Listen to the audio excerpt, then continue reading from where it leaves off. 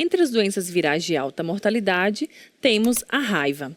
A raiva é uma enfermidade causada por um vírus da família Retroviridae, é um retrovírus, do gênero Lyssavirus. É uma doença aí que tem alta letalidade, né? Mais de 100% dos animais, né? Todos os animais que adquirem, né, a enfermidade, eles morrem. É uma zoonose de grande importância, então devemos aí ter bastante cuidado quando suspeita de alguma enfermidade aí. Geralmente, enfermidades que acometem o sistema neurológico, devemos ter cuidado ao examinar esses animais. O período de incubação ele é bem variável e está relacionado aí nos ovinos, né, nos ovinos caprinos, todos os ruminantes, principalmente a presença aí de morcegos hematófagos, o Desmotus rotundus, que é a espécie aí mais encontrada no Brasil com essa, né, morcegos hematófagos. Temos também a relação com outras espécies silvestres. Então, temos também cachorro do mato, raposa do campo e outras espécies que podem aí atacar esses ovinos, né? Muitas vezes são espécies aí, os ovinos são animais bem susceptíveis, né, a esses predadores. Tem um período de incubação muito variável, varia aí de semanas a meses, geralmente de 2 semanas até 2, 3 meses, é um período bem variável. E normalmente esses animais têm um período de incubação mais curto quando a gente tem lesões, principalmente aí no pescoço e cabeça, que são lesões que estão bem próximas do sistema nervoso central. Normalmente o animal, ele apresenta aí sintomatologias muito variadas, desde, né, encostar a cabeça sobre obstáculos, sinais neurológicos gerais, então o animal pode andar em círculo, o animal pode ter variações aí, excitação sexual, entre outros sintomas bem inespecíficos também. E, normalmente, ele é um diagnóstico diferencial para qualquer enfermidade aí que afete o sistema neurológico. Os sinais, né, que eu já comecei a falar, o animal pode apresentar tanto apatia como excitação, né, anorexia, nistagmo, que é o animal olhar para as estrelas, né, e espasmos musculares. Carneiros podem exibir excitação sexual e podem animais se tornarem agressivos, né, atacando pessoas e objetos. Temos também outros sinais clínicos, como paralisia do trem posterior, né, da parte posterior, como a gente tem nessa imagem aqui. Animais também apresentam flexão articular, ataxia, né, paralisia de pênis e cauda, paralisia da faringe, que aí geralmente resulta em cialorreia e muitas vezes é confundido aí com o animal estar engasgando.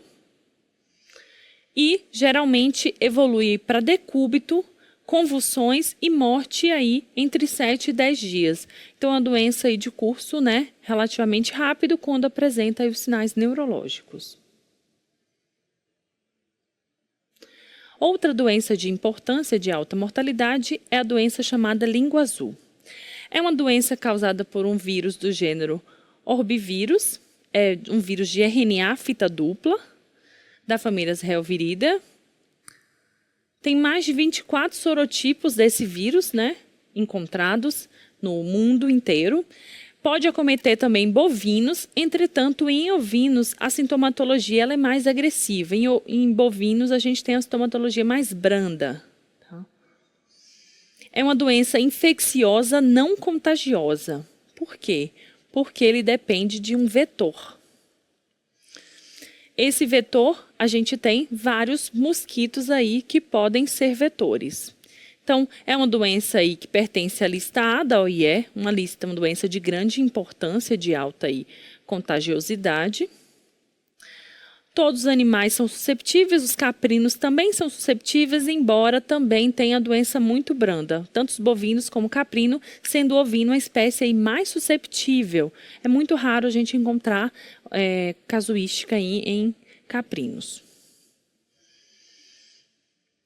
Temos aqui, né, uma tabela que mostra alguns estudos encontrados aí, realizados no Brasil, né? Estudos aqui que variam de 2006 a 2017 em vários estados, principalmente aqui no Rio Grande do Sul, tem vários estados no sul e sudeste, né? alguns estudos no Nordeste, né, em ovinos, e a gente tem uma casuística bem, né, variável. Por quê? Porque a gente tem variações também nos testes diagnósticos. Então, tem alguns testes, por exemplo, imunodifusão em AHGEL, que também é um teste que vimos, né, para Maia Divisna, que é um teste também que pode ser utilizado, logicamente, utilizando antígenos específicos para o vírus da língua azul, né, é a mesma técnica, porém com um antígeno diferente. Então, essa casuística ali, ela varia, né, de 0 até 80%. Então, né, que variou aqui nesse estudo no Rio de Janeiro, em casos de surto. Então, quando a gente tem casos de surto, a gente tem sintomatologia, logicamente, que são estudos direcionados, né, para aquele rebanho. Então, a gente tem, logicamente, uma casuística maior do que esses estudos aí aleatórios em rebanhos comerciais. Então, é uma doença preocupante, né, e que a gente pode utilizar também tanto a imunodifusão como o teste ELISA, né? Logicamente, não temos kits comerciais no Brasil para utilizar esse diagnóstico. Normalmente, a gente tem aí sintomatologias bem variadas. O nome da doença já diz língua azul, porque a gente tem aí, normalmente, a protrusão da língua com a língua ficando cianótica, e por isso que apresenta esse nome, língua azul.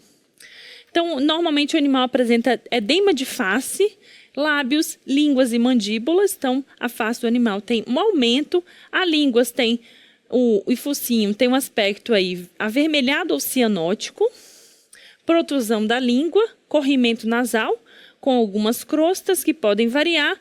O animal sente o cheiro ruim na boca, logicamente pela contaminação secundária, vesículas ou aftas. Então, em alguma fase pode, né, confundir também com febre aftosa, que acomete também os lábios do animal, né, e se for a forma mais branda.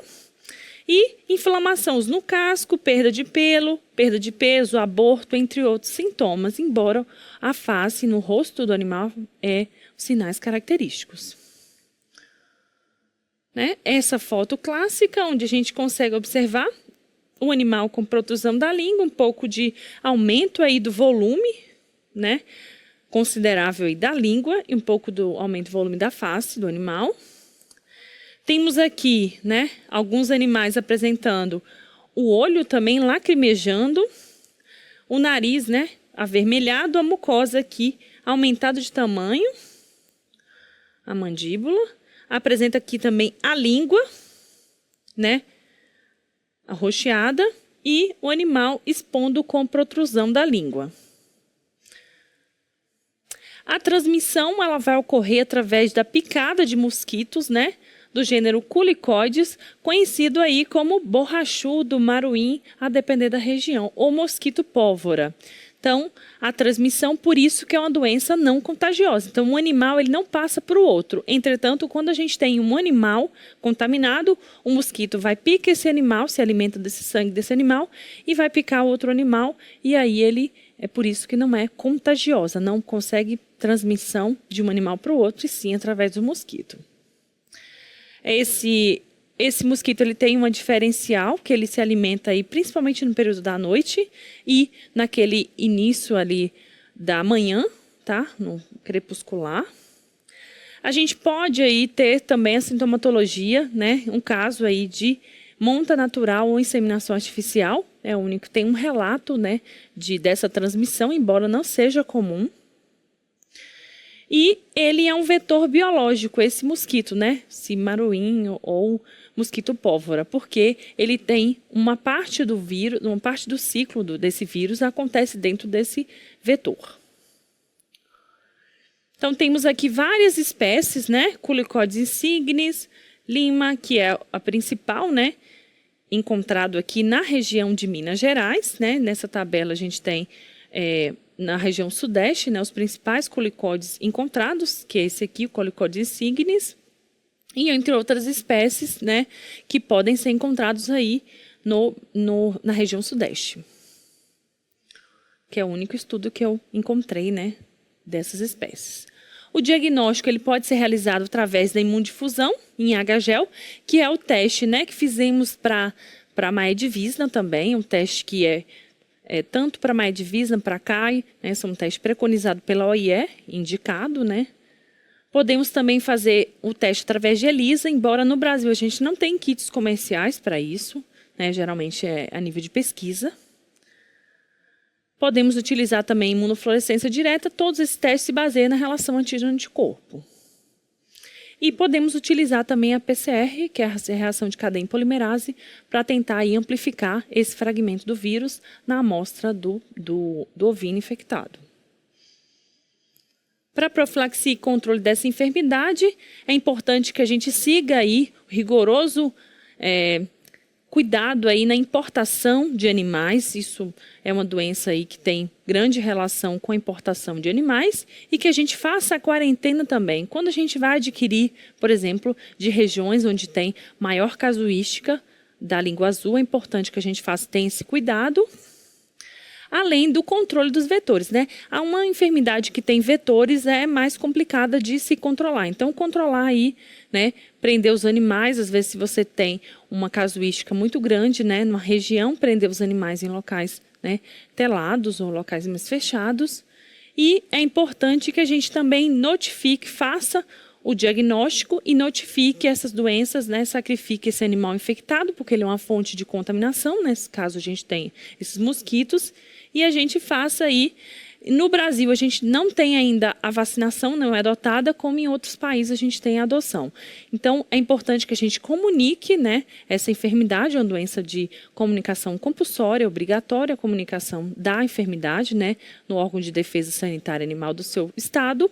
E é importante que a gente tenha essas práticas, principalmente de controle de vetores e controle na aquisição de animais e diagnóstico da enfermidade quando a gente suspeite da enfermidade. Geralmente o diagnóstico clínico, ele tem nos ovinos uma importância muito grande.